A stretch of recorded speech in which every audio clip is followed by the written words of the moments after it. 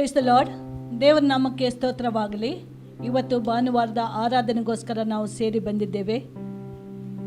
ಅದಕ್ಕೋಸ್ಕರ ನಮ್ಮ ಮನಸ್ಸು, ನಮ್ಮ ಆತ್ಮ ಪರಿಪೂರ್ಣವಾಗಿ ದೇವರ ಹಸ್ತಕ್ಕೆ ಒಪ್ಪಿಸಿಕೊಡುವ. ದೇವರ ವಾಕ್ಯ ಹೀಗೆ ಹೇಳ್ತದೆ, ಪೂರ್ಣ ಪ್ರಾಣದಿಂದ, ಪೂರ್ಣ ಶಕ್ತಿಯಿಂದ ಮತ್ತು ಪೂರ್ಣ ಮನಸ್ಸಿನಿಂದ ನಾವು ದೇವರನ್ನು ಆರಾಧಿಸಬೇಕು, ಆತನನ್ನು ಸ್ತುತಿಸಬೇಕೆಂಬುದಾಗಿ ಪ್ರಾರ್ಥನೆ ಮಾಡುವ. ನಮ್ಮನ್ನು ಬಹಳವಾಗಿ ಪ್ರೀತಿ ಮಾಡುವ ಪರಲೋಕದಲ್ಲಿರುವ ತಂದೆಯಾದ ದೇವರ ಈ ಸಮಯದಲ್ಲಿ ಸ್ವಾಮಿ, ಈ ಭಾನುವಾರದ ಆರಾಧನೆಗೋಸ್ಕರ ನಾವು ನಿನ್ನ ಸನ್ನಿಧಾನದಲ್ಲಿ ಸೇರಿ ಬಂದಿದ್ದೇವೆ. ದೇವ, ನಮ್ಮ ಹೃದಯಗಳನ್ನು ನೋಡುವಾತ ದೇವರು ನೀನಾಗಿದ್ದಿ. ನಿನ್ನ ಸನ್ನಿಧಾನಕ್ಕೆ ಬರುವಾಗ ನಮ್ಮ ಹೊರಗಿನ ತೋರಿಕೆ ಅಲ್ಲ, ಬದಲಾಗಿ ನಮ್ಮ ಅಂತರೇಂದ್ರಿಯವನ್ನು ಶೋಧಿಸುವ ದೇವರು ನೀನಾಗಿದೆ ಸ್ವಾಮಿ. ದೇವ, ಈ ಸಮಯದಲ್ಲಿ ನಮ್ಮ ಆತ್ಮಿಕ ಕಣ್ಣುಗಳನ್ನು ತೆರೆ ಮಾಡು. ನಿನ್ನ ದರ್ಶನವನ್ನು ಬಯಸಿಕೊಂಡು ನಾವು ನಿನ್ನ ಸನ್ನಿಧಾನಕ್ಕೆ ಬಂದಿದ್ದೇವೆ. ನಿನ್ನನ್ನು ಸ್ತುತಿಸುವಾಗ, ನಿನ್ನನ್ನು ಆರಾಧಿಸುವಾಗ ನಿನ್ನ ಮಹಿಮೆಯಿಂದ ದೇವ ನಮ್ಮನ್ನು ತುಂಬಿಸು. ನಿನ್ನ ಪ್ರಸನ್ನತೆಯಿಂದ ನಮ್ಮನ್ನು ತುಂಬಿಸು. ಪ್ರತಿಯೊಬ್ಬರು ದೇವ ನಿನ್ನನ್ನು ಆರಾಧನೆ ಮಾಡುವಾಗ ಅವರ ಜೀವಿತದಲ್ಲಿ ಇರುವಂಥ ಯಾವುದೇ ಸ್ಥಿತಿ ಅವರ ಜೀವಿತದಲ್ಲಿ ಇರಬಹುದು, ಪ್ರಾರ್ಥನೆಗೆ ಉತ್ತರ ಸಿಗದೆ ನಿರಾಶೆಯಿಂದ ಯಾರಾದರೂ ಇದ್ದಿರಬಹುದು. ದೇವ, ನಿನ್ನನ್ನು ಸ್ತುತಿಸುವಾಗ, ನಿನ್ನನ್ನು ಆರಾಧಿಸುವಾಗ ನಿನ್ನ ಮಹಿಮೆಯಿಂದ ಅವರನ್ನು ತುಂಬಿಸಿ, ನಿನ್ನ ಮಹಿಮೆ ಅವರ ಜೀವಿತದಲ್ಲಿ ಇಳಿದು ಬರುವಾಗ ಎಲ್ಲ ನೊಗಗಳು ದೇವ ಮುರಿದು ಬೀಳಲಿ ಎಂಬುದಾಗಿ ನಾವು ಬೇಡುತ್ತೇವೆ ಸ್ವಾಮಿ.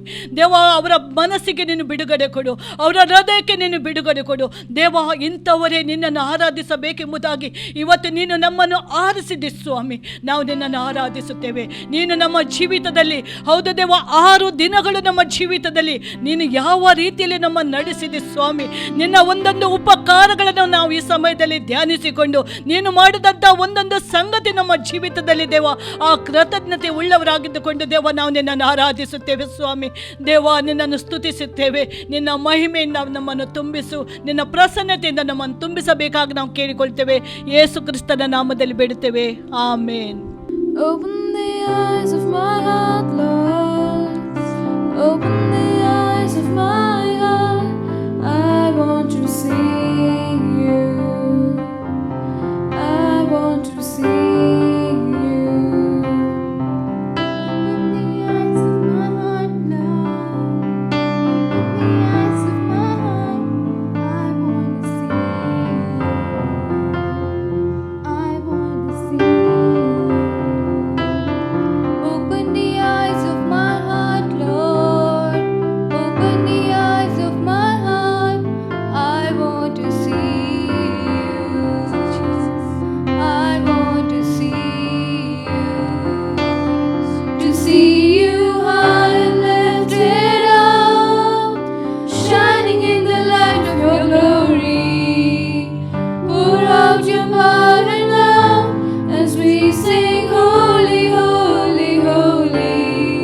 To see you high and lifted up, shining in the light of your glory. Pour out your power and love as we sing holy, holy, holy. Holy, holy, holy. Holy, holy, holy. I want to see you. I want to see you. Hallelujah, Lord Jesus. ಹೌದು ದೇವ, ನಮ್ಮ ಆತ್ಮಿಕ ಕಣ್ಣುಗಳನ್ನು ತೆರೆದುಕೊಂಡು ಸ್ವಾಮಿ ನಾವು ನನ್ನನ್ನು ಸ್ತುತಿಸುತ್ತೇವೆ, ನಿನ್ನನ್ನು ಆರಾಧಿಸುತ್ತೇವೆ ಸ್ವಾಮಿ.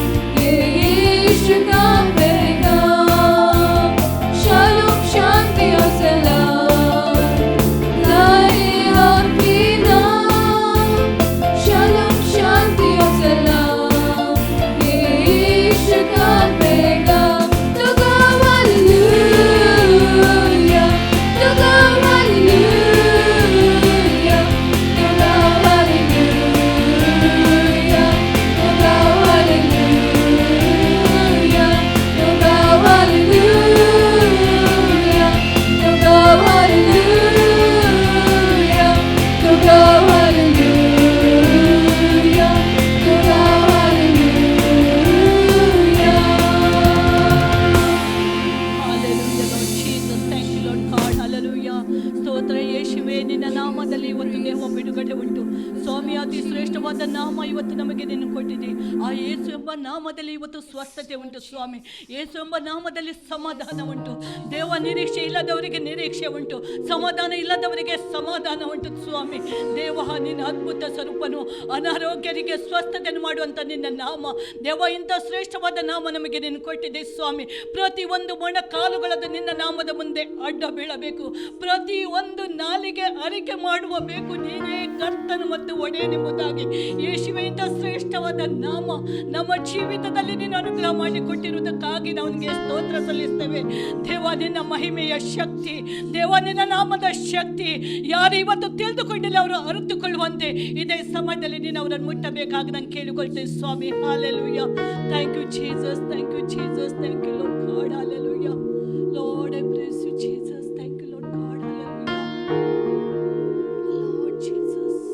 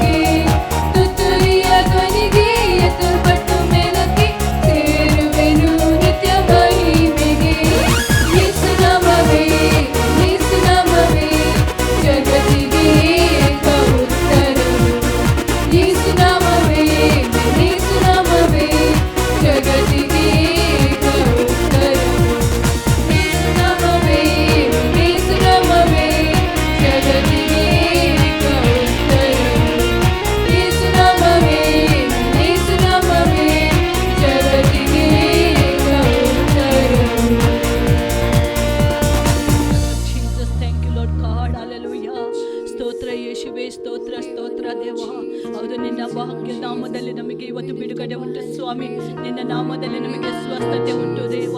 ದೇವ, ಆ ನಿರೀಕ್ಷೆ ನಮಗೆ ಕೊಟ್ಟಿದೆ. ನಮ್ಮನ್ನು ತೆಗೆದುಕೊಳ್ಳಿಕ್ಕೆ ನೀನು ಬರುವಾತ ದೇವರು, ಆ ದೂತರೊಡನೆ ನೀನು ಬರುವಾತ ದೇವರು ಸ್ವಾಮಿ. ಯೇಸುವೆ, ನಾವು ನಿನಗೆ ಸ್ತೋತ್ರ ಸಲ್ಲಿಸ್ತೇವೆ ಸ್ವಾಮಿ.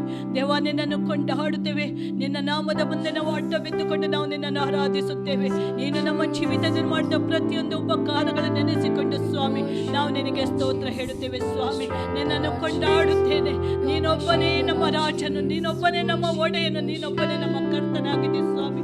ನಮ್ಮನ್ನು ಇಷ್ಟು ಪ್ರೀತಿ ಮಾಡಿದ್ದೇವ. ನಿನ್ನ ಅಪಾರವಾದ ಪ್ರೀತಿಯನ್ನು ಈ ಸಮಯದಲ್ಲಿ ನಾವು ಧ್ಯಾನಿಸುತ್ತೇವೆ. ನಿನ್ನ ಆ ಕೃಪೆಯನ್ನು ನಮ್ಮ ಜೀವಿತದಲ್ಲಿ ನಾವು ಧ್ಯಾನಿಸುತ್ತೇವೆ ದೇವ. ನೀನೊಬ್ಬನೇ ಶ್ರೇಷ್ಠನಾದ ದೇವರಾಗಿದೆ ಸ್ವಾಮಿ. ಯೇಸುವೆ, ನಿನ್ನ ನಾಮ ಯುಗ ಯುಗಾಂತದೊಳಗೆ ಜೀವಿಸುವಂತ ನಾಮ ಸ್ವಾಮಿ. ನಮ್ಮ ಸಂಗಡ ಇರುವಾತನು, ನಮ್ಮ ಸಂಗಡ ನಮ್ಮ ನಡೆಸುವಾತನು ನೀನಾಗಿದೆ. Hallelujah. Thank you Jesus. Thank you Lord God. Hallelujah. Lord, I praise you Jesus, Lord. Hallelujah. Thank you Jesus.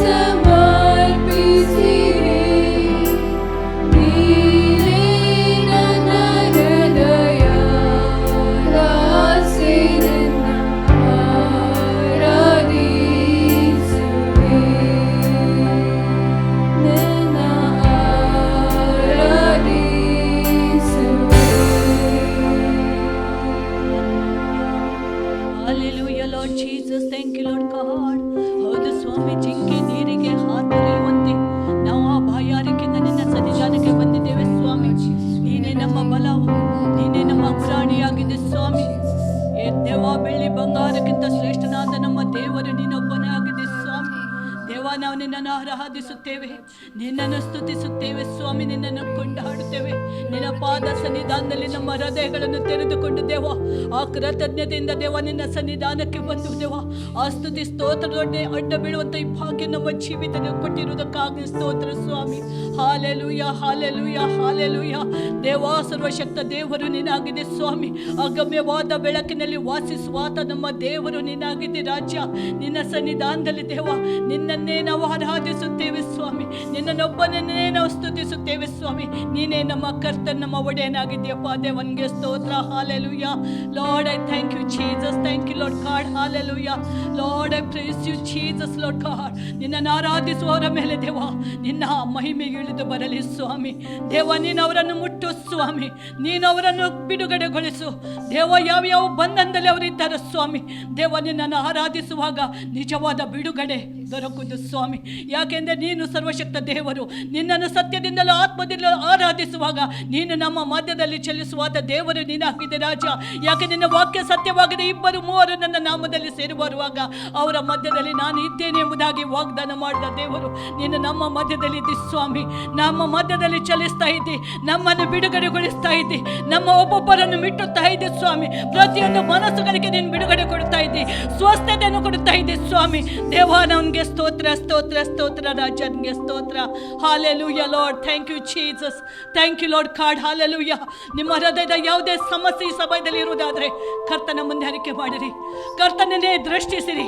ಯಾಕೆಂದರೆ ಆತನನ್ನು ನೋಡುವವರು ಎಂದಿಗೂ ಲಜ್ಜೆಗೆ ಒಳಪಡುವುದೇ ಇಲ್ಲ. ಆತನನ್ನು ನಿರೀಕ್ಷಿಸುವರು ಹೊಸ ಬಲವನ್ನು ಹೊಂದುವರು. ಅದನ್ನು ಆತನನ್ನೇ ನಿರೀಕ್ಷಿಸಿರಿ ಪ್ರಿಯರೇ, ಆತನನ್ನೇ ನಿರೀಕ್ಷಿಸಿರಿ. ಆತನಲ್ಲಿ ಮಾತ್ರ ಉಂಟು ಸ್ವಸ್ಥತೆ, ಆತನಲ್ಲಿ ಮಾತ್ರ ಉಂಟು ಬಿಡುಗಡೆ, ಆತನಲ್ಲಿ ನಮಗೆ ಪರಿಪೂರ್ಣವಾದ ಆರೋಗ್ಯ, ಶಾಂತಿ, ಸಮಾಧಾನ ಆತನಲ್ಲಿ ಮಾತ್ರ ಸಿಕ್ಕುವುದಾಗಿದೆ. ಸ್ತೋತ್ರ ಯೇಸುವೇ, ನಿನಗೆ ಸ್ತೋತ್ರ. ಹಾಲೆಲೂಯ. ನಿನ್ನ ಮುಟ್ಟಿದಕ್ಕಾಗಿ ಸ್ತೋತ್ರ. Thank you Jesus, thank you holy spirit of God. Hallelujah. I love you Jesus. Praise the Lord. ದೇವರ ನಮಗೆ ಸ್ತೋತ್ರವಾಗಲಿ. ದೇವರ ವಾಕ್ಯಕ್ಕೋಸ್ಕರ ಪ್ರಾರ್ಥನೆ ಮಾಡೋಣ. ಪರಲೋಕದಲ್ಲಿರುವ ತಂದೆ ದೇವರೇ, ಯೇಸು ಕ್ರಿಸ್ತನ ನಾಮದಿಂದ ಸ್ತೋತ್ರವನ್ನು ಕೊಂಡಾಡ್ತೇವೆ. ಇವತ್ತಿನ ಸಂದೇಶವನ್ನು ದೇವ ನಿನ್ನ ಹಸ್ತಕ್ಕೆ ಒಪ್ಪಿಸ್ಕೊಳ್ತೇನೆ. ನಿನ್ನ ಪವಿತ್ರಾತ್ಮನ ಮುಖಾಂತರ ಈ ಸಂದೇಶವನ್ನು ಅಭಿಷೇಕಿಸು. ಪವಿತ್ರಾತ್ಮ ನಿನ್ನ ಸ್ವಾಗತಿಸ್ತೇನೆ. ನಿನ್ನ ಒಳ್ಳೆಯ ಬೋಧಕನಾಗಿದ್ದುಕೊಂಡು ಇವತ್ತಿನ ಸಂದೇಶದ ಮುಖಾಂತರ ಪವಿತ್ರಾತ್ಮನೇ ನಿನ್ನ ಸಂಗಡ ಮಾತನಾಡು. ಈ ಸಂದೇಶಗಳ ಪ್ರತಿಯೊಂದು ಆತ್ಮಗಳಿಗೆ ಜೀವವನ್ನು, ಪ್ರೋತ್ಸಾಹವನ್ನು, ಭಕ್ತಿ ಅಭಿವೃದ್ಧಿಯನ್ನು, ಸಂತೈಸುವಿಕೆ ಉಂಟು ಮಾಡಿಬಿಟ್ಟು ನಾನು ಬೇಡಿಕೊಳ್ತೇನೆ ಯೇಸು ಕ್ರಿಸ್ತನ ನಾಮದಲ್ಲಿ. ಆಮೇನ್. ಇವತ್ತನ್ನು ಧ್ಯಾನ ಮಾಡ್ತೇವೆ ಕೀರ್ತನೆಗಳ ಪುಸ್ತಕದಲ್ಲಿ 39ನೇ ಅಧ್ಯಾಯದಲ್ಲಿ 1ನೇ ವಾಕ್ಯ. ಸಾಮ್ 39:1. ನನ್ನ ನಾಲಿಗೆ ಪಾಪಕ್ಕೆ ಹೋಗದಂತೆ ಜಾಗರೂಕನಾಗಿರುವೆನು, ದುಷ್ಟರು ನನ್ನ ಮುಂದೆ ಇರುವಾಗ ಬಾಗೆ ಕುಕ್ಕೆ ಹಾಕಿಕೊಂಡಿರುವೆನು ಅಂದುಕೊಂಡೆನು.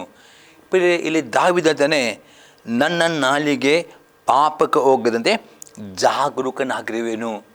ಯಾವ ರೀತಿಯಲ್ಲಿ ನಮ್ಮ ನಾಲಿಗೆ ಪಾಪಕ್ಕೆ ಹೋಗದಂತೆ ಜಾಗರೂಕರಾಗಿ ಕಾಪಾಡಿಕೊಳ್ಳುವುದು, ಮತ್ತು ಹೇಳ್ತಾನೆ ದುಷ್ಟರು ನನ್ನ ಮುಂದೆ ಇರುವಾಗ ಬಾಯಿಗೆ ಕುಕ್ಕೆ ಹಾಕೊಂಡು ಅಂದುಕೊಂಡೆನು. ಈ ವಾಕ್ಯದ ಪ್ರಕಾರ ಯಾಕೆ ನಮ್ಮ ಬಾಯಿಗೆ ನಾವು ಕುಕ್ಕೆ ಹಾಕಬೇಕು? ಯಾಕೆ ನಮ್ಮ ನಾಲಿಗೆಯಲ್ಲಿ ಪಾಪ ಮಾಡಿ ಜಾಗರೂಕರಾಗಬೇಕು? ನಾಲಿಗೆ ಮಾಡುವಂಥ ಪಾಪಗಳು ಯಾವುದು ಮತ್ತು ಹೇಗೆ ಅದನ್ನು ಮಾಡದಂತೆ ಜಾಗರೂಕರಾಗಬೇಕಂದ್ರೆ ಕೆಲವೊಂದು ಆಳವಾದ ಸಂಗತಿ ನೋಡಬೇಕು. ಮೊದಲನೇ ಸಂಗತಿ ನೋಡ್ತೇವೆ, ನಮ್ಮ ನಾಲಿಗೆ ಪಾಪಕ್ಕೆ ಹೋಗದಂತೆ ನಾವು ನಾಲಿಗೆ ಕಡಿವನ್ನು ಹಾಕುವವರು ಆಗಬೇಕು. ಅದು ಹೇಗೆಂದರೆ ಅತಿ ಹೆಚ್ಚಾಗಿ ಅನ್ಯ ಭಾಷೆಯಲ್ಲಿ ಪ್ರಾರ್ಥನೆ ಮಾಡುವುದಾದರೆ ಪವಿತ್ರಾತ್ಮನು ಪ್ರೇರೆ ನಮ್ಮ ನಾಲಿಗೆಗೆ ಕಡಿವನ್ನು ಹಾಕುವವನು ಆಗಿದ್ದಾನೆ. ನಾವು ವಾಕ್ಯ ನೋಡುವ ಯಾಕೋಬನು ಬರೆದ ಪತ್ರಿಕೆ 3ನೇ ಅಧ್ಯಾಯದಲ್ಲಿ 8ನೇ ವಾಕ್ಯ. James chapter 3:8.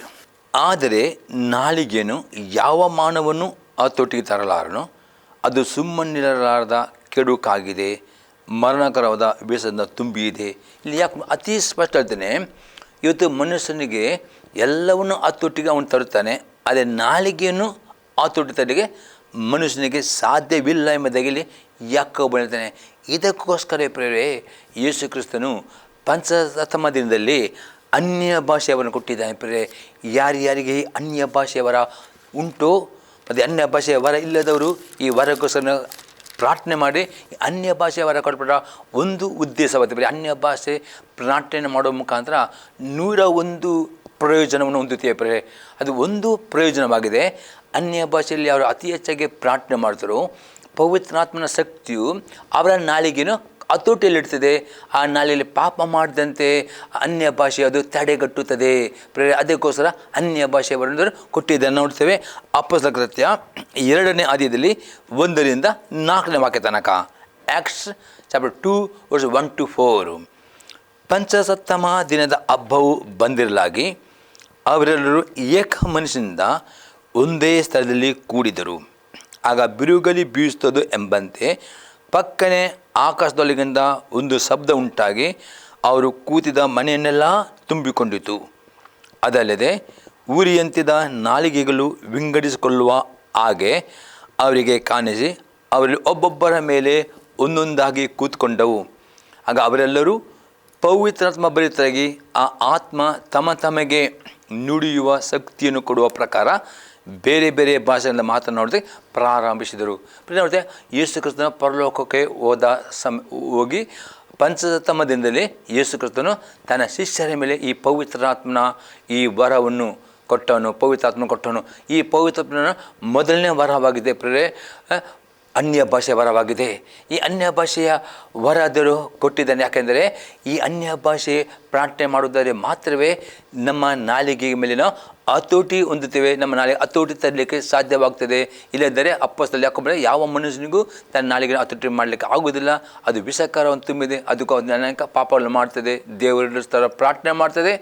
ದೇವರ ಮಕ್ಕಳನ್ನು ಶಪಿಸ್ತದೆ ಮತ್ತು ಅಪೊಸ್ತಲ ಯಾಕೋಬ. ಆದರೆ ಇವತ್ತು ಪ್ರೇರೆ ದಾವೀದನಿಗೆ ಗೊತ್ತುಂಟು, ನಾಲಿಗೆಲೆ ಪಾಪ ಮಾಡಿದರೆ ಅನೇಕ ಆಶೀರ್ವಾದ ಕಳೆದುಕೊಳ್ಳುತ್ತೀರಿ ನೀವು. ಅನೇಕ ರೀತಿಯ ಸೈತಾನಿಗೆ ಆಕ್ರಮಣ ಅವಕಾಶ. ಅದಕ್ಕೆ ನಿಮ್ಮ ನಾಲಿಗೆ ಪಾಪ ಹೋಗದಂತೆ ಅದು ಜಾಗರೂಕ ಮಾಡಬೇಕಾದ್ರೆ ನೀವು ದಿನಾಲೂ ನಿಮಗೆ ಅನ್ಯ ಭಾಷೆ ವರ ಇರುವುದಾದರೆ ಅನ್ಯ ಭಾಷೆಯನ್ನು ಅತಿ ಹೆಚ್ಚಾಗಿ ಪ್ರಾರ್ಥನೆ ಮಾಡಿರಿ. ಆಗ ಅನ್ಯ ಭಾಷೆ ಪ್ರಾರ್ಥನೆ ಮಾಡುವಾಗ ದೇವರ ಆತ್ಮನ ಶಕ್ತಿಯು ನಿಮ್ಮ ನಾಲಿಗೆ ಮೇಲೆ ಹತೋಟಿ ತೆಗೆದುಕೊಂಡು ಅದು ಪಾಪ ಮಾಡದಂತೆ ನಿಮ್ಮನ್ನು ಕಾಪಾಡುತ್ತದೆ. ಒಂದು ನಿಮಗೆ ಅನ್ಯ ಭಾಷೆ ಇಲ್ಲ, ದೇವರ ಹತ್ರ ಬೇಡಿಕೊಳ್ಳಿ ಅನ್ಯ ಭಾಷೆ ವರ ಸಿಗೋದಕ್ಕೋಸ್ಕರವಾಗಿ. ಮತ್ತು ಅನ್ಯ ಭಾಷೆ ವರ ಸಿಗೋ ತನಕ ಅತಿ ಹೆಚ್ಚಾಗಿ ಸ್ತುತಿ ಆರಾಧನೆ ಮಾಡಿ ದೇವರ ಹತ್ರ ಬೇಡಿಕೊಳ್ಳಿರಿ.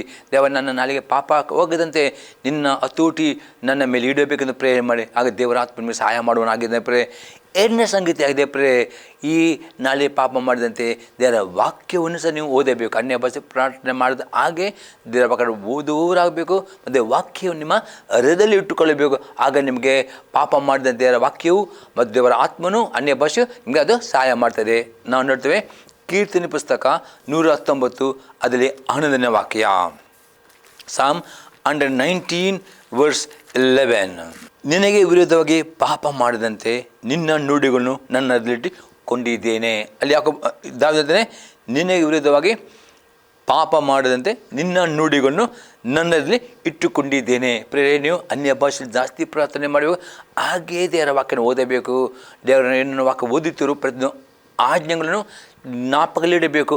ಆಗ ದೇವರ ವಾಕ್ಯವು ನಿಮಗೆ ನಿಮ್ಮಲ್ಲಿ ಇದ್ದ ನಿಮಿತ್ತವಾಗಿ ಅದು ನಿಮಗೆ ನಾಳೆ ಪಾಪ ಮಾಡಿದಂತೆ ದೇವರ ವಾಕ್ಯವು ಮತ್ತು ಅನ್ಯ ಭಾಷೆ ಪ್ರಾರ್ಥನೆ ಮಾಡುವ ಮುಖಾಂತರ ಪವಿತ್ರ ಶಕ್ತಿಯು ಅದು ತಡೆಗಟ್ಟುತ್ತದೆ. ಆಗ ನೀವು ನಾಳೆ ಪಾಪ ಮಾಡಿದಂತೆ ಜಾಗರೂಕರಾಗಲಿಕ್ಕೆ ನೀವು ಸಾಧ್ಯವಾಗ್ತದೆ. ಅದಕ್ಕೋಸ್ಕರ ದೇವರ ಆತ್ಮನು ಯೇಸು ಕ್ರಿಸ್ತನು ಪಂಚಸತ್ತಮ ದಿನದಲ್ಲಿ ಪ್ರತಿಯೊಬ್ಬರ ಮೇಲೆ ಆ ಪವಿತ್ರ ಅಥವಾ ಬೆಂಕಿಯ ನಾಲಿಗೆ ಪದ ಕೂತ್ಕೊಂಡನು. ಅದರ್ಥ ಅನ್ಯ ಭಾಷೆಯಲ್ಲಿ ಪ್ರಾರ್ಥನೆ ಮಾಡುವಾಗ ನಾಲಿಗೆಯನ್ನು ಹತೋಟಿ ತರಲಿಕ್ಕೆ ಸಾಧ್ಯವಾಗ್ತದೆ. ಅದಕ್ಕೆ ಅನ್ಯ ಭಾಷೆ ಕೊಡಲ್ಪಟ್ಟಿದೆ.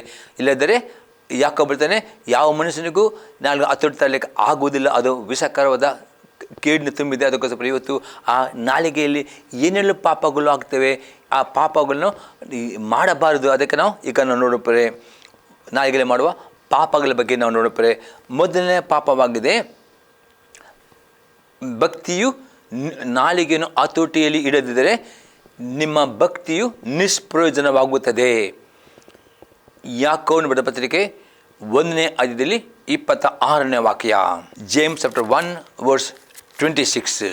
ಸದ್ಭಕ್ತಿ ನಿಲ್ಲಿಸಿಕೊಳ್ಳುವ ಯಾವನಾದರೂ ತನ್ನ ನಾಲಿಗೆಗೆ ಕಡಿವಾಣವನ್ನು ಹಾಕದೆ ತನ್ನ ಹೃದಯವನ್ನು ಮೋಸಗೊಳಿಸುವವನಾದರೆ ಅವನ ಭಕ್ತಿ ನಿಷ್ಪ್ರಯೋಜನವಾಗಿದೆ. ಇಲ್ಲಿ ಯಾಕೆ ಅತಿ ಸ್ಪಷ್ಟತೆ, ಎಷ್ಟೋ ನೀವು ಭಕ್ತಿವಂತರಾಗಿ ಜೀವಿಸಬಹುದು, ಎಷ್ಟೋ ಪ್ರಾರ್ಥನೆ ಮಾಡಬಹುದು, ವಾಕ್ಯ ಓದಬಹುದು, ಎಷ್ಟು ದಾನ ಧರ್ಮ, ಎಷ್ಟು ಭಕ್ತಿವಂತರ ಜೀವಿಸಬಹುದು, ಸದ್ಭಕ್ತಿ ಜೀವಿಸಬಹುದು.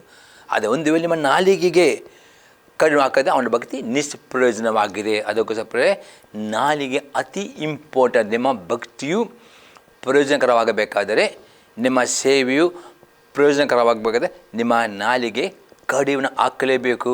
ಅದಕ್ಕೆ ನೀವು ಅನ್ಯ ಭಾಷೆ ವರ ಇದ್ದವರು ದಿನಾಲು 1 ಗಂಟೆಗಿಂತಲೂ ಜಾಸ್ತಿ ಪ್ರಾರ್ಥನೆ ಅಭ್ಯಾಸ ಮಾಡಿರಿ. ಅನ್ಯ ಭಾಷೆ ಇಲ್ಲದವರು ಬುದ್ಧಿಯಲ್ಲಿ ಪ್ರಾರ್ಥನೆ ಮಾಡಿರಿ, ಜಾಸ್ತಿ ಅರ್ಥ ಮಾಡಿರಿ, ಮತ್ತು ದೇವತೆ ಬೇಡಿಕೊಳ್ಳಿರಿ. ವರಗೋಸ್ಕರ ದೇವರು ಡೆಫಿನೆಟ್ ಕೊಡುವನಾಗಿದ್ದಾನೆ.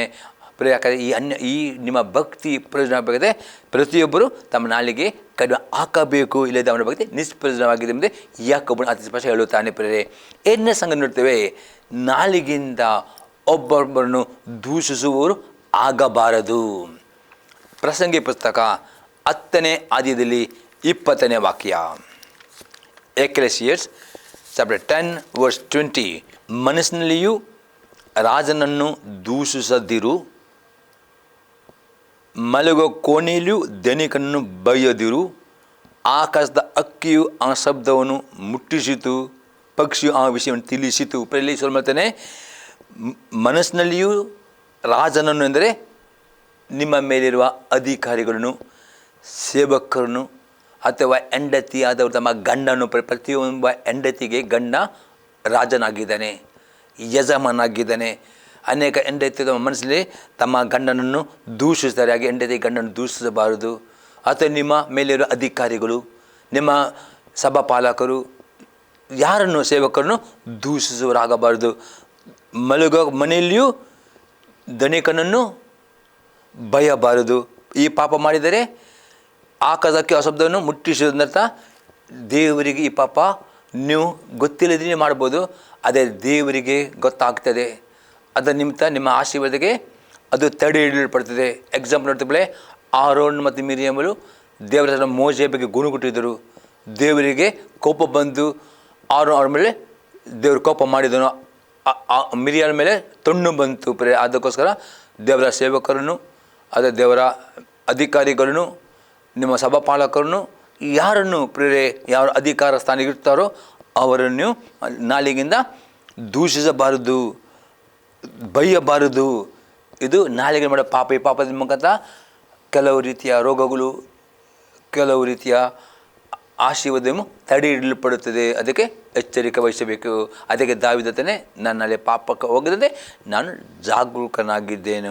ಅದಕ್ಕೆ ಯಾಕೋಬನು ಹೇಳ್ತಾನೆ, ನಿಮ್ಮ ಸದ್ಭಕ್ತರಿಗೆ ನೀವು ಜೀವಿಸಿಕೊಂಡು ನಿಮ್ಮ ನಾಲಿಗೆ ಕಡೆಯನ್ನು ಹಾಕದಿದ್ದರೆ ನಿಮ್ಮ ಭಕ್ತಿಯು ನಿಷ್ಪ್ರಯೋಜನವಾಗ್ತದೆ. ಅದಕ್ಕೋಸ್ಕರ ಎಚ್ಚರಿಕೆ ವಹಿಸಬೇಕು. ಪ್ರೇರೆ 3ನೇ ಪಾಪವಾಗಿದೆ ಬಿರುನುಡಿ.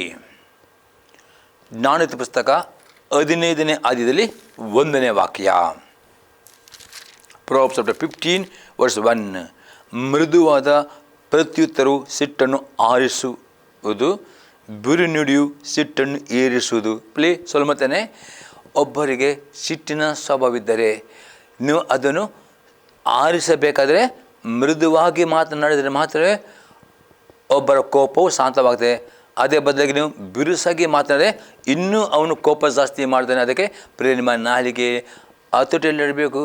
ಕುಟುಂಬ ಜೀವಿತದಲ್ಲಿ ಬದಲಾಗಿ ಕುಟುಂಬದಲ್ಲಿ ಕೆಲವು ಬಲಹೀನತೆಯಿಂದ ಕೆಲವು ಗಂಡ ಕೋಪ ಮಾಡಬಹುದು, ಹೆಂಡತಿ. ಆಗ ಒಬ್ಬರು ಕೋಪ ಮಾಡಿದರೆ ಇನ್ನೊಬ್ಬರು ಮೃದುವಾಗಿ ಮಾತನಾಡಿಕೊಂಡು ಆ ಕೋಪವನ್ನು ಶಾಂತಪಡಿಸಲಿಕ್ಕೆ ಕಳೆದುಕೊಳ್ಳುವವರಾಗಬೇಕು ವಿನ ಬಿರು ನುಡಿಕೊಂಡು ಕೋಪವನ್ನು ಹೆಚ್ಚು ಮಾಡಲಿಕ್ಕೆ ಮಾಡುವರಾಗಬಾರದು. ಅದರ ಮುಖಾಂತರ ನಿಮ್ಮ ಕುಟುಂಬದ ಸಮಾಧಾನ ಹಾಳಾಗ್ತದೆ, ಸೈತಾನ್ಯ ಅವಕಾಶ ಇದೆ. ಅದಕ್ಕೆ ಎಚ್ಚರಿಕೆ ಇರಬೇಕು. ಯಾಕಂದರೆ ಯೇಸು ಕ್ರಿಸ್ತನಂತೆ ಮತ್ತೆ ಬರೆಸೋದು 5:9 ವಾಕ್ಯತೆ, ಸಮಾಧಾನ ಪಡಿಸುವವರು ಧನ್ಯರು, ಅವ್ರ ದೇವರ ಮಕ್ಕಳು ಅನಿಸಿಕೊಳ್ಳುವರು. ನೀವು ಯಾವಾಗಲೂ ಯೇಸು ಕ್ರಿಸ್ತ ನಂಬಿಕಿಟ್ಟವರು ಪ್ರೇರೆ ನಿಮ್ಮ ಕುಟುಂಬದಲ್ಲಿ, ಗಂಡನ ಮಧ್ಯದಲ್ಲಿ, ಸಭೆಯಲ್ಲಿ ಸಮಾಧಾನ ತರಲಿಕ್ಕೆ ಪ್ರಯತ್ನ ಮಾಡುವಬೇಕು. ಕೆಲಸದಾಗಿದೆ. ಈಗ ಎಷ್ಟು ಸಮಾಧಾನ ಪಡಿಸಿದ್ರು ಅಷ್ಟು ಆಶೀರ್ವಾದ ಹೊಂದುತ್ತೀರಿ. ಇಲ್ಲದರೆ ನೀವು ಒಬ್ಬರು ಕೋಪ ಮಾಡುತ್ತೀರಿ ಎಂಬುದಾಗಿ ಬಿರುಸದ ಮಾತನಾಡಿದ್ರೆ ಅವನಿನ್ನೂ ಕೋಪ ಉದ್ರೇಕ ಜಾಸ್ತಿ ಆಗ್ತದೆ. ಇನ್ನು ಕುಟುಂಬ ಅದಕ್ಕೆ ಅವಕಾಶ ಕೊಡಬಾರದು. ಈ ಪಾಪ ಮಾಡಿದಾಗ ನಿಮ್ಮ ನಾಲಿಗೆಯನ್ನು ಹತೋಟಿಯಲ್ಲಿಡುವುದು ಅತಿ ಅಗತ್ಯವಾಗಿದೆ ಎಂದು ನಾವು ನೋಡ್ತೇವೆ. ಅಷ್ಟೇ ಅದೇ ಪೇತ್ರನ ಪತ್ರಿಕೆ 3ನೇ ಅಧ್ಯಾಯದಲ್ಲಿ 11ನೇ ವಾಕ್ಯದಲ್ಲಿ ಬರೆಯಲ್ಪಟ್ಟಿದೆ.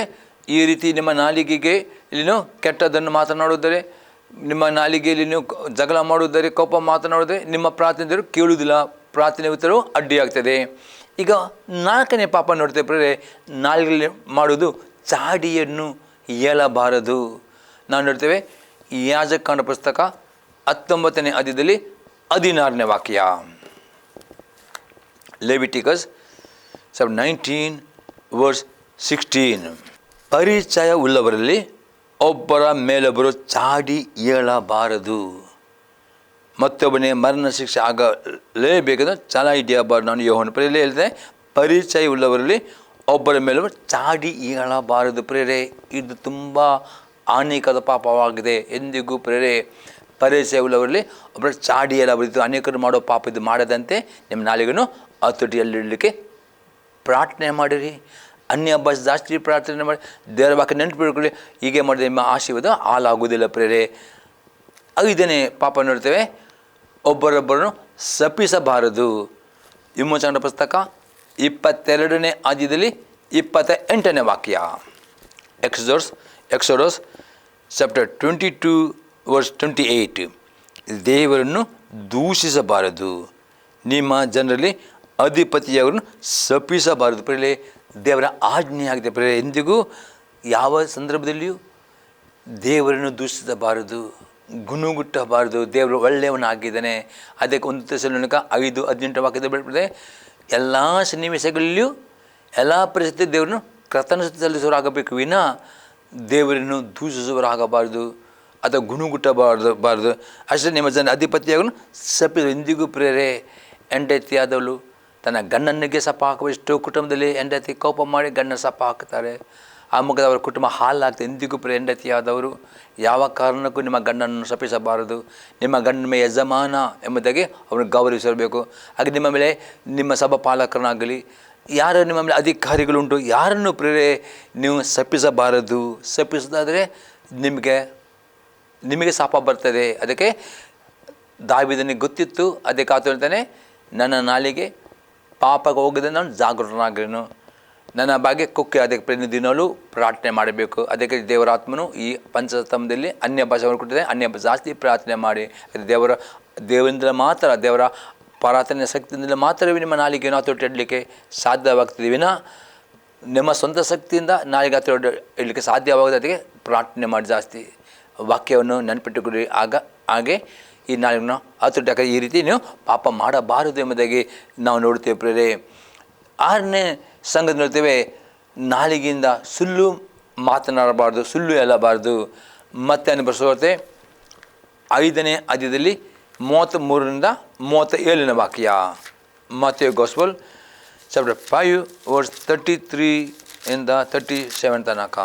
ಮತ್ತು ನೀನು ಸುಳ್ಳು ಆಣೆ ಇಡಬಾರದು, ನೀನಿಟ್ಟುಕೊಂಡ ಆಣೆಗಳನ್ನು ಕರ್ತನಿಗೆ ಸಲ್ಲಿಸಬೇಕೆಂದು ಹಿರಿಯರಿಗೆ ಹೇಳಿಯದೆ ಎಂದು ಕೇಳಿದ್ದೀರಷ್ಟೇ. ಆದರೆ ನಾನು ನಿಮಗೆ ಹೇಳುವುದೆಂದರೆ, ಆಣೆಯನ್ನೇ ಇಡಬೇಡ, ಆಕಾಶದ ಮೇಲೆ ಇಡಬೇಡ, ಅದು ದೇವರ ಸಿಂಹಾಸನವು. ಭೂಮಿಯ ಮೇಲೆ ಆಣೆ ಇಡಬೇಡ, ಅದು ಆತನ ಪಾದಪೀಠವು. ಯೆರೂಸಲೇಮಿನ ಮೇಲೆ ಆಣೆ ಇಡಬೇಡ, ಅದು ಆ ದೊಡ್ಡ ಅರಸನ ಪಟ್ಟಣವಾಗಿದೆ. ನಿನ್ನ ತಲೆಯ ಮೇಲೆ ಕೂಡ ಆಣೆ ಇಡಬೇಡ, ನೀನು ಒಂದು ಕೂದಲನ್ನಾದರೂ ಬೆಳ್ಳಗೆ ಅಥವಾ ಕರ್ರಗೆ ಮಾಡಲಾರೆ. ಆದರೆ ನಿಮ್ಮ ಮಾತು ಹೌದಾದರೆ ಹೌದು, ಅಲ್ಲವಾದರೆ ಅಲ್ಲ ಎಂದಿರಲಿ. ಇದಕ್ಕಿಂತ ಹೆಚ್ಚಾದದು ಸೈತನಿಂದ ಬಂದದು. ಇಲ್ಲಿ ಅತಿ ಸ್ಪಷ್ಟತೆ, ಎಂದಿಗೂ ನೀವು ಆಣೆ ಇಡಬಾರ್ದು ಪ್ರೇರೆ ಮತ್ತು ಸುಳ್ಳು ಮಾತನಾಡಬಾರ್ದು. ಹೌದಾದರೆ ಹೌದು, ಇರೋದಿಲ್ಲ ಈ ರೀತಿ. ಯಾಕಂದರೆ ನಿಮ್ಮ ನಾಲಿಗೆ ಇಲ್ಲಿ ಸುಳ್ಳು ಮಾತನಾಡಬಾರದು ಎಂಬುದಾಗಿ ಯೇಸು ಕ್ರಿಸ್ತನೇ ಆಜ್ಞೆ ಕೊಟ್ಟಿದ್ದಾನೆ. ಸುಳ್ಳು ಆಣೆ ಇಡಬಾರದು. ನೀವು ಆಣೆ ಇಡು ತಪ್ಪಲ್ಲ, ಅದು ಈ ರೀತಿಯ ಆಣೆ ಇಡಬಾರದು, ಸುಳ್ಳು ಆಣೆ ಇಡಬಾರದು, ಸುಳ್ಳು ಮಾತನಾಡಬಾರದು, ಸತ್ಯನೇ ಈ ರೀತಿ ಪಾಪ ಮಾಡಬಾರದು ಎಂಬುದಾಗಿ ಯೇಸು ಕ್ರಿಸ್ತನು ಹೇಳಿದ. ಅದೇ ರೀತಿ ಪೌಲನು ಹೇಳಿದೆ, ಎಫೆಸದವರಿಗೆ ಬರೆದ ಪತ್ರಿಕೆ 4ನೇ ಅಧ್ಯಾಯದಲ್ಲಿ 25ನೇ ವಾಕ್ಯ. ಎಫೆಸಸ್ 4:25. ಆದ ಕಾರಣ ಸುಳ್ಳಾಡುವುದು ಬಿಟ್ಟು ಪ್ರತಿಯೊಬ್ಬನು ತನ್ನ ನೆರೆಯವನ ಸಂಗಡ ಸತ್ಯವನ್ನೇ ಆಡಲಿ. ಯಾಕೆ ನಾವು ಒಬ್ಬರಿಗೊಬ್ಬರು ಅಂಗಗಳಾಗಿದ್ದೇವಲ್ಲ. ಹೇಳ್ತಾರೆ, ನಾವು ಸಭೆ ಒಂದು ದೇವರ ಒಂದು ಕುಟುಂಬವಾಗಿದೆ. ಸಭೆಯಲ್ಲಿ ಯಾರ ಹತ್ತಿರವೂ ನಾವು ಸುಳ್ಳು ಮಾತನಾಡದೆ ಸತ್ಯವನ್ನೇ ಮಾತನಾಡಬೇಕು ಎಂದು ಅಪೊಸ್ತಲನು ಇಲ್ಲಿ ಹೇಳುವನಾಗಿದ್ದಾನೆ ಪ್ರೇರೆ. ಹಾಗೆ 7ನೇ ಪಾಪವಾಗಿದೆ, ನಮ್ಮ ನಾಲಿಗೆಯಿಂದ ಕೆಟ್ಟ ಮಾತುಗಳನ್ನು ಮಾತನಾಡಬಾರದು. ಎಫೆಸದವರಿಗೆ ಬರೆದ ಪತ್ರಿಕೆ 4ನೇ ಅಧ್ಯಾಯದಲ್ಲಿ 29ನೇ ವಾಕ್ಯ. ಎಪಿಸೋಡ್ 4:29, ನಿಮ್ಮ ಬಾಯಿಯೊಳಗಿಂದ ಯಾವ ಕೆಟ್ಟ ಮಾತು ಹೊರಡಬಾರದು, ಭಕ್ತಿಯನ್ನು ವೃದ್ಧಿ ಮಾಡುವಂಥ ಕಾಲೋಚಿತವಾದ ಮಾತು ಇದ್ದರೆ ಕೇಳುವರ ಹಿತಕ್ಕಾಗಿ ಅದನ್ನು ಆಡಿರಿ. ಅಪ್ಪ ಮಾತಿನ ನಮ್ಮ ಬಾಯಿಂದ ಎಂದಿಗೂ ಕೆಟ್ಟ ಮಾತು ಮಾತನಾಡಬಾರದು. ನಾವು ಮಾತನಾಡೊಬ್ಬರೊಬ್ಬರಿಗೆ ಆ ಮಾತು ಅವರ ಭಕ್ತಿ ಅಭಿವೃದ್ಧಿ ಮಾಡೋದು ಮಾತಿದ್ದರೆ ಮಾತ್ರವೇ ಮಾತನಾಡಬೇಕು, ಇಲ್ಲದೆ ಮಾತನಾಡಬಾರದು ಎಂಬುದಾಗಿ ಅಪ್ಪಸ್ತಲನು ಹೇಳ್ತಾನೆ.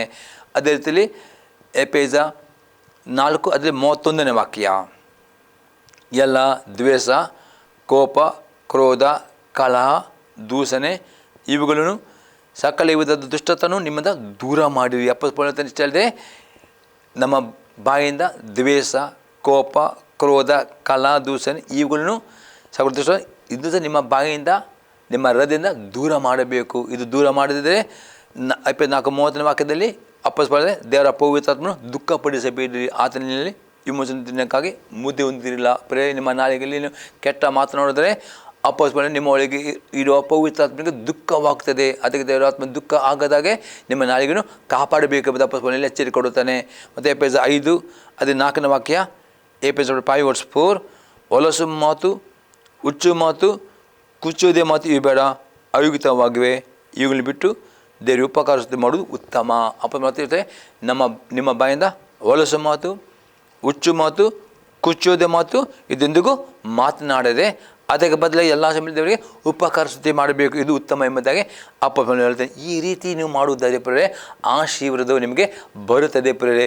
ಮತ್ತು ಇನ್ನೊಂದು ವಾಕ್ಯ ನೋಡ್ತೇವೆ, ಯಾಕೋಬನ ಬರೆದ ಪತ್ರಿಕೆ 3ನೇ ಅಧ್ಯಾಯದಲ್ಲಿ 10ರಿಂದ 12ನೇ ವಾಕ್ಯ ತನಕ.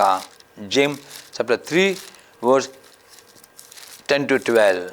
ಅದೇ ಜೇಮ್ಸ್ ಚಾಪ್ಟರ್ 3:9-12. ನಾಲಿಗೆಯಿಂದ ತಂದೆದ ಕರ್ತನ್ನು ಕೊಂಡಾಡ್ತೇವೆ, ಅದೆಂದರೆ ದೇವರ ಹೋಲಿಕೆ ಸರಿಯಾಗಿ ಉಂಟು ಮಾಡಲ್ಪಟ್ಟ ಮನಸ್ಸನ್ನು ಶಪಿಸ್ತೇವೆ. ಅದೇ ಬಾಯಿಂದ ಸ್ತುತಿ ಶಾಪ ಎರಡೂ ಬರ್ತವೆ. ನನ್ನ ಸಹೋದರರೇ, ಈಗಿರುವುದು ಯೋಗ್ಯವಲ್ಲ. ಯಾಕೆ ಬರ್ತಾನೆ, ನಿಮ್ಮ ಬಾಯಿಂದ ಸ್ತುತಿ ಶಾಪ ಎರಡೂ ಬರೋದು. ನಿಮ್ಮ ಬಾಯಿಂದ ದೇವರು ಸ್ತುತಿಸ್ತಾ ಇದ್ದರೆ ಆ ಬಾಯಿಂದ ಎಂದಿಗೂ ಕೆಟ್ಟ ಮಾತು, ಭಕ್ತಿ ಕುಂದಿಸುವಂಥ ಮಾತು, ಜಿಗುಪ್ಸೆ ಮಾತು ಮಾತನಾಡಬಾರದು ಎಂದು ಯಾಕೊಬ್ಬನು ಹೇಳ್ತಾನೆ. ಯಾಕೆಂದರೆ ಅನುದಂಡ ವಾಕ್ಯದಲ್ಲಿ ಊಟೆ ಒಂದೇ ಬಾಯಿಂದ ಸಿಹಿ ನೀರು ಕೈ ನೀರು ಎರಡು ಹೊರಡುವುದುಂಟೆ. ನನ್ನ ಸಹೋದರರೇ, ಅಂಜೂರದ ಮರವು ಎಣ್ಣೆ ಮರದ ಕಾಯಿ ಬಿಡುವುದು, ದ್ರಾಕ್ಷಿ ಬಳ್ಳಿಯಲ್ಲಿ ಅಂಜೂರದ ಹಣ್ಣಾಗುವುದು, ಹಾಗೆ ಉಪ್ಪು ನೀರಿನ ಬಾವಿಯಿಂದ ಸಿಹಿ ನೀರು ಬರುವುದಿಲ್ಲ. ಯಾಕಂದ್ರೆ ಹೇಳ್ತಾನೆ, ಎಂದಿಗೂ ನಿಮ್ಮ ಬಾಯಿಂದ ಪ್ರೇರೆ ಸ್ತುತಿ ಸ್ತೋತ್ರ ನೀವು ತುಂಬ ದೇವರ ಮಾಡುವುದರೆ ಆ ಬಾಯಿಂದ ಎಂದಿಗೂ ಕೆಟ್ಟ ಮಾತು ಬರದಂತೆ ನೀವು ಜಾಗರೂಕರಾಗಬೇಕು. ಹಾಗೆ ಬರಬಾರದು ಎಂಬುದಾಗಿ ಯಾಕೋಬನಲ್ಲಿ ಹೇಳುತ್ತಾನೆ ಪ್ರೇರೆ. ಮತ್ತು ಪೇತ್ರನ ಬರೆದ ಪತ್ರಿಕೆ 3ನೇ ಅಧ್ಯಾಯದಲ್ಲಿ 10ನೇ ವಾಕ್ಯ ನಾವು ನೋಡ್ತೇವೆ. 1 ಪೀಟರ್ ಚಾಪ್ಟರ್ 3:10, ಜೀವದಲ್ಲಿ ಸಂತೋಷಪಟ್ಟು ಸುದಿನಗಳು ನೋಡಿದ ಇಷ್ಟವುಳ್ಳವನು ಕೆಟ್ಟದ್ದು ನುಡಿದಂತೆ ತನ್ನ ನಾಲಿಗೆಯನ್ನು ವಂಚನೆ ಮಾತುಗಳನ್ನು ನೋಡದೆ ತುಟಿಗಳನ್ನು ಬಿಗಿ ಹಿಡಿಯಲಿ. ಪೇತ್ರನ ನಿಮಗೆ ಒಳ್ಳೆಯ ದಿವಸಗಳು, ಒಳ್ಳೆಯ ಭವಿಷ್ಯವು, ಒಳ್ಳೆಯ ಆರೋಗ್ಯ, ಸುಖ ಸಂತೋಷ ಬೇಕಾ? ನಿಮ್ಮ ನಾಲಿಗೆಂದು ಕೆಟ್ಟ ಮಾತು, ಅಪನಂಬಿಕೆ ಮಾತು, ನಕಾರಾತ್ಮಕ ಮಾತು, ನಿರಾಶೆ ಮಾತು, ಜಿಗುಪ್ಸೆ ಮಾತು, ಅಪಘಾತದ ಮಾತು, ಈ ಎಲ್ಲ ಮಾತುಗಳು ಮಾತನಾಡದೆ ಎಲ್ಲ ಸಮಯದಲ್ಲಿ ನಂಬಿಕೆಯಿಂದ ದೇವರ ವಾಗ್ದಾನಗಳನ್ನು ಪ್ರಾರ್ಥನೆ ಮಾತನಾಡುವುದಾದರೆ ಒಳ್ಳೆಯ ಭವಿಷ್ಯ ಸಿಗ್ತದೆ ಎಂಬುದೇ ಪೇತ್ರತೆ. ಈ ರೀತಿ ನಿಮ್ಮ ನಾಲಿಗೆ ಕೆಟ್ಟ ಮಾತನ್ನು ಮಾತನಾಡಿ ಬಿಟ್ಟು ಬಿಡಿರಿ. ಆ ನಾಲಿಗೆಯನ್ನು ದೇವರಿಗೆ ಒಪ್ಪಿಸಿಕೊಡಿರಿ. ದೇವರಾತ್ಮನ ಬೇಡಿ, ದೇವರಾತ್ಮನೇ ಈ ನಾಲಿಗೆಗೆ ನೀನು ಹತೋಟಿ ತಗೊಳ್ಬೇಕಲ್ಲಿ. ಅನ್ಯ ಭಾಷೆ ಇದ್ದರೆ ಅನ್ಯ ಭಾಷೆ ದಿನಾಲು 1 ಗಂಟೆ ಅದನ್ನು ಜಾಸ್ತಿ ಪ್ರಾರ್ಥನೆ ಮಾಡಿ ಅಭ್ಯಾಸ ಮಾಡಿ, ಆಗ ದೇವರಾತ್ಮನ ನಿಮ್ಮ ಹತೋಟಿಯಲ್ಲಿ ಇಡಲಿಕ್ಕೆ ನಿಮಗೆ ಸಹಾಯ ಮಾಡುವವನಾಗಿದ್ದಾನೆ ಪ್ರೇರೆ. 8ನೇ ಪಾಪ ನೋಡ್ತೇವೆ, ನಾಲಿಗೆಯನ್ನು ಒಬ್ಬರೊಬ್ಬರು ಎಂದಿಗೂ ನಿಂದಿಸಬಾರದು. ನಾನು ನೋಡ್ತೇವೆ ಯಾಕೋಬನ ಬರೆದ ಪತ್ರಿಕೆ 4ನೇ ಅಧ್ಯಾಯದಲ್ಲಿ 11 ಮತ್ತು 12ನೇ ವಾಕ್ಯ. ಜೇಮ್ಸ್ 4:11-12. ಸಹೋದರರೇ, ಒಬ್ಬರನ್ನೊಬ್ಬರು ನಿಂದಿಸಬೇಡಿರಿ. ಯಾವನಾದರೂ ತನ್ನ ಸಹೋದರನು ನಿಂದಿಸಿದರೆ ಅಥವಾ ತನ್ನ ಸಹೋದರನ ವಿಷಯವಾಗಿ ತೀರ್ಪು ಮಾಡಿದರೆ ಅವನ ಧರ್ಮಶಾಸ್ತ್ರವನ್ನು ನಿಂದಿಸಿ ಧರ್ಮಶಾಸ್ತ್ರ ವಿಷಯದಲ್ಲಿ ತೀರ್ಪು ಮಾಡಿದ ಹಾಗಾಗುವುದು. ಅದು ನೀನು ಧರ್ಮಶಾಸ್ತ್ರ ವಿಷಯದಲ್ಲಿ ತೀರ್ಪು ಮಾಡಿದರೆ ನೀನು ನ್ಯಾಯಾಧಿಪತಿಯೇ ಎನ್ನಿಸಿಕೊಳ್ಳುವ ಹೊರತು ಅದನ್ನು ಅನುಸರಿಸುವನಲ್ಲ. ನ್ಯಾಯಾಧಿಪತಿ ಒಬ್ಬನೇ, ಆತನ ಉಳಿಸುವುದಕ್ಕೂ ನಾಶ ಮಾಡೋದಕ್ಕೂ ಶಕ್ತನು. ಈಗಿರುವಾಗ ನಿನ್ನ ನೆರೆಯ ವಿಷಯದಲ್ಲಿ ತೀರ್ಪು ಮಾಡಿದಾಗ ನೀನು ಯಾರು? ಇಲ್ಲಿ ಯಾಕೆ ಅತಿ ಸ್ಪಷ್ಟ, ಎಂದಿಗೂ ನಿಮ್ಮ ಬಾಯಿಂದ ಒಬ್ಬರೊಬ್ಬರನ್ನು ನಿಂದಿಸಬಾರದು ಪ್ರೇರೆ. ಒಬ್ಬರೊಬ್ಬರನ್ನು ಎಂದಿಗೂ ನಿಮ್ಮ ಬಾಯಿಂದ ನಿಂದಿಸಬಾರದು. ನಿಂದಿಸಿದಾದರೆ ನಿಮಗೆ ಆಶೀರ್ವಾದ ತಡೆ ಹಿಡಿಯುತ್ತದೆ, ನಿಮ್ಮ ಪ್ರಾರ್ಥನೆ ಉತ್ತರವು ಅಡ್ಡಿಯಾಗ್ತದೆ. ಎಂದಿಗೂ ಹಾಗೆ ಮಾಡಬಾರದು ಎಂಬುದೇ ಯಾಕೋಬನಲ್ಲಿ ಹೇಳುತ್ತಾನೆ ಪ್ರಿಯರೇ. ಹಾಗೆ ಪೇತ್ರನು ಸಹ ಪತ್ರಿಕೆ 1 Peter 3:8-9 ಪೇತ್ರನ ಬರೆದ ಮೊದಲನೇ ಪತ್ರಿಕೆ 3ನೇ 8 ಮತ್ತು 9ನೇ ವಾಕ್ಯ. ಕಡೆಗೆ ನೀವೆಲ್ಲರೂ ಏಕಮನಸ್ಸುಳ್ಳವರಾಗಿರಿ, ಪರರ ಸುಖ ದುಃಖಗಳಲ್ಲಿ ಸೇರುವವರಾಗಿರಿ, ಅಣ್ಣ ತಮ್ಮದರಂತೆ ಒಬ್ಬರೊಬ್ಬರು ಪ್ರೀತಿಸಿರಿ, ಕರುಣೆಯು ದೀನಭಾವ ಉಳ್ಳವರಾಗಿರಿ, ಅಪಕಾರಕ್ಕೆ ಅಪಕಾರವನ್ನು ನಿಂದೆಗೆ ನಿಂದೆಯನ್ನು ಮಾಡದೆ ಆಶೀರ್ವದಿಸಿರಿ. ಇದಕ್ಕೆ ದೇವರು ನಿಮ್ಮನ್ನು ಕರೆದನಲ್ಲ.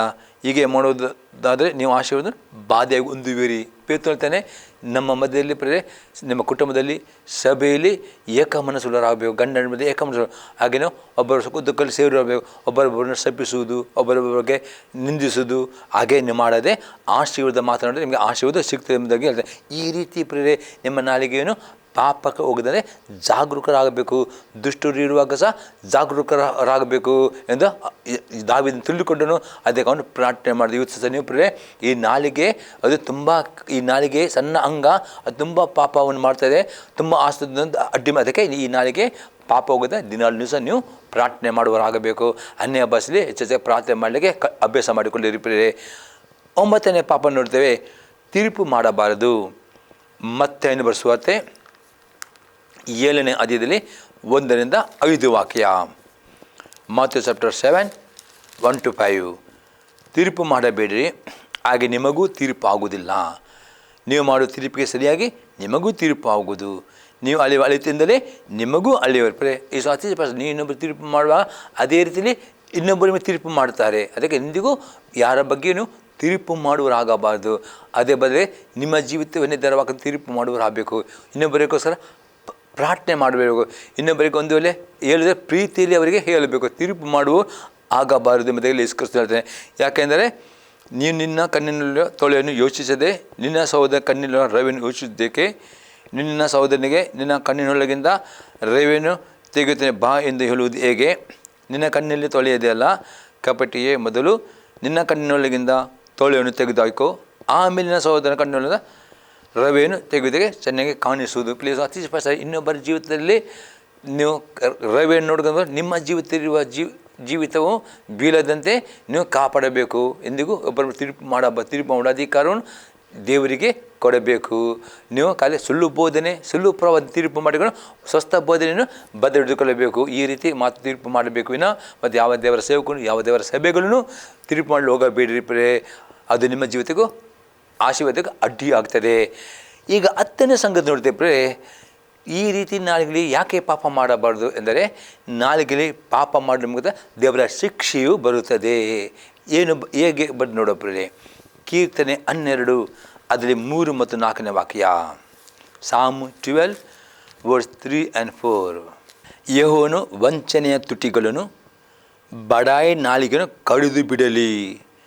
ಅವರು ನಮ್ಮ ಮಾತುಗಳಿಗೆ ತಡೆಯಿಲ್ಲವಲ್ಲ. ನಮ್ಮ ತುಟಿಗಳು ನಮ್ಮವೇ, ನಮಗೆ ಒಡೆಯನು ಯಾವನೆಂದು ಹೇಳಿಕೊಳ್ಳುತ್ತಾರಲ್ಲ. ಪ್ರಿಯರೇ ನೋಡಿ, ಅತಿ ಸ್ಪಷ್ಟತೆ ದೇವರು ಪ್ರಿಯರೇ, ಯಾರು ತಮ್ಮ ನಾಲಿಗೆಯಲ್ಲಿ ಪಾಪ ಮಾಡುತ್ತಾರೆ, ಯಾರು ತಮ್ಮ ನಾಲಿಗೆಗೆ ಕಡಿಯನ್ನು ಹಾಕುವುದಿಲ್ಲ, ಅವರಿಗೆ ದೇವರ ವಾಕ್ಯ ಹೇಳ್ತದೆ, ದೇವರು ಆ ವಂಚನೆ ತುಟಿಗಳನ್ನು ಕಡಿದು ಬಿಡಲಿ ಎಂದರ್ಥ. ದೇವರ ಶಿಕ್ಷೆಯು ಬರುತ್ತದೆ. ಅನೇಕ ಶಿಕ್ಷೆ, ಅನೇಕ ರೀತಿಯಲ್ಲಿ ನಿಮ್ಮ ಪ್ರಾರ್ಥನೆಗೆ ಅಡ್ಡಿ ಆಗುವುದು, ಅಥವಾ ಅನೇಕ ಅಪಘಾತ, ದುರ್ಘಟನೆಗಳು ಬರಲಿಕ್ಕೆ ಕಾರಣ ಒಂದೇ ಆಗಿದೆ ಪ್ರೇ. ಸಣ್ಣ ಅಂಗವಾದ ಈ ನಾಲಿಗೆಗೆ ಹತೋಟಿ ಅಲ್ಲಿಡದಿದ್ದರೆ ಅದರ ಮುಖಾಂತರ ದೇವರ ಶಿಕ್ಷೆ, ಅದು ಸೈತಾನ ಆಕ್ರಮಣ ಮಾಡಲಿಕ್ಕೆ ಅವಕಾಶಕ್ಕೆ. ಈ ರೀತಿ ಚೈತನ್ಯವನ್ನು ಆಕ್ರಮಣ ಮಾಡಬಾರ್ದು. ನಿಮ್ಮ ಆಶೀರ್ವಾದ ಕದ್ದುಕೊಂಡು ಹೋಗಬಾರ್ದು. ಆದರೆ ನಿಮ್ಮ ನಾಲಿಗೆಯು ಪಾಪಕ್ಕೆ ಹೋಗದಂತೆ ಜಾಗರೂಕರಾಗಬೇಕು ಎಂಬುದಾಗಿ ದಾವೀದ ಅದಕ್ಕೋಸ್ಕರ ಆತನು ಪ್ರಾರ್ಥನೆ ಮಾಡ್ತಾನೆ. ಅದೇ ರೀತಿ ಯಾಕೋಬ ಹೇಳ್ತಾನೆ, ಸದ್ಭಕ್ತಿ ನಿಲ್ಲಿಸಿಕೊಳ್ಳಿ, ಯಾವನಾದರೂ ತನ್ನ ನಾಲಿಗೆಗೆ ಕಡಿಯನ್ನು ಹಾಕಿದ ಅವನ ಭಕ್ತಿ ನಿಷ್ಪ್ರಯೋಜನ ಆಗಿದೆ. ಹಾಗೆ ನಿಮ್ಮ ಭಕ್ತಿ ಪ್ರಯೋಜನ ಆಗಬೇಕಿದೆ, ನಿಮ್ಮೆಲ್ಲ ಕಡಿಯನ್ನು ಹಾಕಬೇಕು. ಅದಕ್ಕೋಸ್ಕರ ಪ್ರೇ. ಇನ್ನೊಂದು ಎಕ್ಸಾಂಪಲ್ ಹೊಸ ನೋಡ್ತೇವೆ. ಮತ್ತೆ ಬರೆಸುವಂತೆ 12ನೇ ಅಧ್ಯಾಯದಲ್ಲಿ 36 ಮತ್ತು 37ನೇ ವಾಕ್ಯ. Matthew chapter 12:36-37. ಇದಲ್ಲದೆ ನಾನು ನಿಮಗೆ ಹೇಳುವುದೆಂದರೆ, ಮನುಷ್ಯರು ಸುಮ್ಮನೆ ಆಡುವ ಪ್ರತಿಯೊಂದು ಮಾತಿನ ವಿಷಯವಾಗಿ ನ್ಯಾಯ ವಿಷಯದಲ್ಲಿ ಉತ್ತರ ಕೊಡಬೇಕಿಸುತ್ತಾನೆ. ನಿಮ್ಮ ಬಾಯಿಂದ ಸುಮ್ಮನೆ ಅರ್ಥವಿಲ್ಲದ ಮಾತು, ಕೆಟ್ಟ ಮಾತು ಇಲ್ಲಿಯೇ ನಿಮಗೆ ಪ್ರೇರೆ ಒಂದು ನ್ಯಾಯ ತೀರ್ಪು ಇಲ್ಲಿಗೆ ಉಂಟು ಪ್ರೇರೆ. ಇಲ್ಲಿಯೇ ನೀವು ಮಾತಿನಲ್ಲಿ ಏನು ಕೆಟ್ಟ ಮಾತನಾಡುತ್ತೆ. ಅದಕ್ಕೆ ಹೇಳ್ತಾನೆ, ಜೀವದಲ್ಲಿ ನಿಮಗೆ ಸಂತೋಷ ಬೇಕಾ, ಒಳ್ಳೆಯ ದಿನ ನಿಮ್ಮನ್ನು ನೋಡಲಿಕ್ಕೆ ಬೇಕಾ, ಒಳ್ಳೆಯ ಭವಿಷ್ಯ ಬೇಕಾ, ಪ್ರಾರ್ಥನೆ ಉತ್ತರ ನಿಮಗೆ ಬೇಕಾ, ನೀವು ಪ್ರಾರ್ಥನೆ ಉತ್ತರ ಬರೋ ಮೊದಲು ಸ್ತುತಿ ಆರಾಧನೆ ಮಾಡಬೇಕು. ಪ್ರಾರ್ಥನೆ ಉತ್ತರ ಬರೋ ಮೊದಲು ಆ ಪ್ರಾರ್ಥನೆ ಉತ್ತರವನ್ನು ಪದೇ ಪದೇ ಮಾತನಾಡಬೇಕು, ವಾಗ್ದಾನವನ್ನು ಮಾತನಾಡಬೇಕು. ಹಾಗೆ ಮಾಡಿದ ಮಾತು ನಿಮಗೆ ಪ್ರಾರ್ಥನೆ ಉತ್ತರ ಬರುತ್ತೆ. ಅದೇ ಬದಲಾಗಿ ನೀವು ಪ್ರಾರ್ಥನೆ ಮಾಡುವುದು, ಅದರ ನಂತರ ನೀವು ಕಷ್ಟ, ಅಪನಂಬಿಕೆ, ಎಲ್ಲ ನಿಮ್ಮ ಡಾಕ್ಟರ್ ರಿಪೋರ್ಟ್ ಎಲ್ಲ ಬಡತನ ಇದೇ ಪದೇ ಮಾತನಾಡಿದ್ರೆ ನೀವು ಮಾತನಾಡಿದ ಹಾಗೆ ನಿಮ್ಗೆ ಕೆಟ್ಟದ್ದೇ ಬರ್ತದೆ. ಅದಕ್ಕೆ ಪ್ರೇರೆ ಈಸ್ಕೊಳ್ತದೆ, ಇದರಲ್ಲಿ ನಾನು ನಿಮಗೆ ಹೇಳುವುದೆಂದರೆ, ಮನುಷ್ಯರು ಸುಮ್ಮನೆ ಆಡುವ ಪ್ರತಿಯೊಂದು ಮಾತಿನ ವಿಷಯವಾಗಿ ನ್ಯಾಯ ವಿಷಯದಲ್ಲಿ ಉತ್ತರಗಳಿಂದ ಇಲ್ಲಿಯೇ ನಿಮ್ಮ ಬಾಯಿ ಮಾತಿನಲ್ಲಿ ನೀವು ಕೆಟ್ಟದ್ದು ಮಾತು ಇಲ್ಲಿಯೇ ನಿಮಗೆ ನ್ಯಾಯ ತಿರುವುದಕ್ಕೆ ನಿಮಗೆ ಆಗದಾಗೆ ನಿಮ್ಮ ನಾಲಿಗೆಯನ್ನು ಹತೋಟಿಯಲ್ಲಿ ಇಡಲಿಕ್ಕೆ ನೀವು ಇವತ್ತಿಂದ ಪ್ರಾರ್ಥನೆ ಮಾಡಿ. ಬರೆಯಾಗಿ 30 ನಿನ್ನ ಮಾತುಗಳಿಂದಲೇ ನೀತಿವಂತನ ತೀರ್ಪು ಹೊಂದಿವೆ, ನಿನ್ನ ಮಾತುಗಳಿಂದಲೇ ಅಪರಾಧಿಯನ್ನು ತೀರ್ಪು ಹೊಂದಿವೆ. ನಿಮ್ಮ ಮಾತುಗಳು ಅತಿ ಇಂಪಾರ್ಟೆಂಟ್. ಅಲ್ಲಿ ನೀವು ನೀತಿವಂತರು ಅಪರಾಧದಿಂದ ಗೊತ್ತಾದ. ಅದಕ್ಕೋಸ್ಕರ ದಾವಿದಂತಾನೆ ಇಲ್ಲಿ ಹೊಸ ನೋಡಿದ್ರೆ, ಅದಕ್ಕೋಸ್ಕರ ಈ ನಾಲಿಗೆ ಪಾಪ ಮಾಡದಂತೆ ನೀವು ಆತೊಡ್ಲಿಕ್ಕೆ ನಿಮಗೆ ಸಾಧ್ಯವಿಲ್ಲ. ಅದಕ್ಕೆ ಯೇಸು ಕ್ರಿಸ್ತನು ಅನ್ಯ ಭಾಷೆಯನ್ನು ಕೊಟ್ಟಿದ್ದಾನೆ. ನಿಮಗೆ ಯಾರಿಗೆ ಅನ್ಯ ಭಾಷೆ ಗಿಫ್ಟ್ ಉಂಟು, ಅನ್ಯ ಭಾಷೆ ದಿನಾಲು 1 ಗಂಟೆಗಿಂತ ಜಾಸ್ತಿ ಪ್ರಾರ್ಥನೆ ಮಾಡಲಿಕ್ಕೆ ಅಭ್ಯಾಸ ಮಾಡಿರಿ. ಆಗ ಅನ್ಯ ಭಾಷೆ ಪ್ರಾರ್ಥನೆ ಮಾಡುವ ದೇವರ ಆತ್ಮನ ಶಕ್ತಿಯು ಈ ನಾಲಿಗೆ ಹತೋಟಿಗೆ ಸಹಾಯ ಮಾಡ್ತದೆ. ಅನ್ಯ ಭಾಷೆ ಇಲ್ಲದವರು ಬುದ್ಧಿಲಿ ಅತಿ ಹೆಚ್ಚಿಗೆ ಪ್ರೇರಣೆ ಮಾಡಿ ಮತ್ತು ಅನ್ಯ ಭಾಷೆ ವರ್ಗಕ್ಕೋಸ್ಕರ ಪ್ರೇರಣೆ ಮಾಡಿ ದೇವರು ನಿಮಗೆ ಕೊಡುವನಾಗಿದ್ದಾನೆ. ಈ ರೀತಿ ನಿಮ್ಮ ನಾಲಿಗೆಯನ್ನು ಪಾಪ ಮಾಡಿದ ಕಾಪಾಡಿಕೊಳ್ಳಿರಿ. ಆಗ ದೇವರ ಆಶೀರ್ವಾದವನ್ನು ಆರೋಗ್ಯವನ್ನು ಆತನು ಹೊಂದಿಕೊಳ್ಳುತ್ತೀರಿ. ಯಾವ ಜಯ ಜೀವಿಗೆ ಸಾಧ್ಯವಾಗ್ತಿದೆ. ದೇವರು ನಮಗೆ ಮತ್ತು ನಿಮ್ಮ ಭಕ್ತಿಯು ಪ್ರಯೋಜನವಾಗ್ತದೆ. ದೇವರು ನಮಗೆ ಸ್ತೋತ್ರವಾಗಲಿ. ಈ ಸಲ ನಿಮ್ಮ ಉತ್ತೇಜನವಾಗಿರುತ್ತದೆ. ನಿಮ್ಮ ಅಭಿಪ್ರಾಯ ತಿಳಿಸಿರಿ. ಈ ಯೂಟ್ಯೂಬ್ ಅನೇಕರಿಗೆ ಶೇರ್ ಮಾಡಿ ಪ್ರಾರ್ಥನೆ ಮಾಡೋಣ. ತಂದೆ ದೇವರೇ, ನಾವು ಸ್ತೋತ್ರನ ಕೊಂಡಾಡ್ತೇನೆ. ಈ ಸಲ ಪ್ರತಿಯೊಬ್ಬ ವೀಕ್ಷಕರಿಗೆ ದೇವ ಅವರ ತಮ್ಮ ನಾಲಿಗೆಯನ್ನು ಹತೋಟಿಡಲಿಕ್ಕೆ ಅವರಿಗೆ ಕಲಿಸಿಕೊಡು ದೇವ. ಮತ್ತು ಪ್ರತಿಯೊಬ್ಬರು ತಮ್ಮ ನಾಲಿಗೆಯನ್ನು ಪಾಪ ಮಾಡಿದ ಜಾಗರೂಕರು ಇದ್ದುಕೊಂಡು ದೇವ ತಮ್ಮ ನಾಲಿಗೆ ಕೆಟ್ಟದ್ದು ಮಾತನಾಡಿದರೆ ಆಶೀರ್ವಾದ ಮಾತನಾಡಲಿಕ್ಕೆ ದೇವ ನಿನ್ನ ಸ್ತುತಿ ಆರಾಧನೆ ಮಾಡಲಿಕ್ಕೆ ಪ್ರಾರ್ಥನೆ ಮಾಡಿ ಕಲಿಸಿಕೊಟ್ಟು ಪ್ರತಿಯೊಬ್ಬರು ನೀನು ಆಶೀರ್ವಾದ ಮಾಡಬೇಕು. ಎಲ್ಲ ಕಷ್ಟ, ದುಃಖ, ನಿರಾಸೆ, ಜಿಗುಪ್ಸೆ, ರೋಗ, ಬಡತದ ಬಿಡುಗಡೆಗಳು ಬೇಡಿಕೊಳ್ತೇನೆ. ಈ ಸಲ ಪ್ರತಿಯೊಬ್ಬರು ನಿನ್ನ ಆಶೀರ್ವಾದ ರಿಲೀಸ್ ಮಾಡ್ತೇನೆ ಯೇಸು ಕ್ರಿಸ್ತನ ನಾಮದಲ್ಲಿ. ಆಮೇನ್. ನಾನು ಬೇಡಿಕೊಳ್ಳುವ ತಂದೆಯವರ ಪ್ರೀತಿಯು, ಯೇಸು ಕ್ರಿಸ್ತನ ಕೃಪೆಯು, ಪವಿತ್ರ ಆತ್ಮನ ಅನ್ಯೋನ್ಯತೆಯು ಸದಾ ಕಾಲವು ಈ ಸಂದೇಶ ನೋಡುವ ಪ್ರತಿಯೊಬ್ಬ ಸಂಘದಲ್ಲಿ. ಆಮೇನ್. Praise the Lord. ದೇವರು ನಿಮ್ಮನ್ನು ಆಶೀರ್ವಾದ ಮಾಡಲಿ.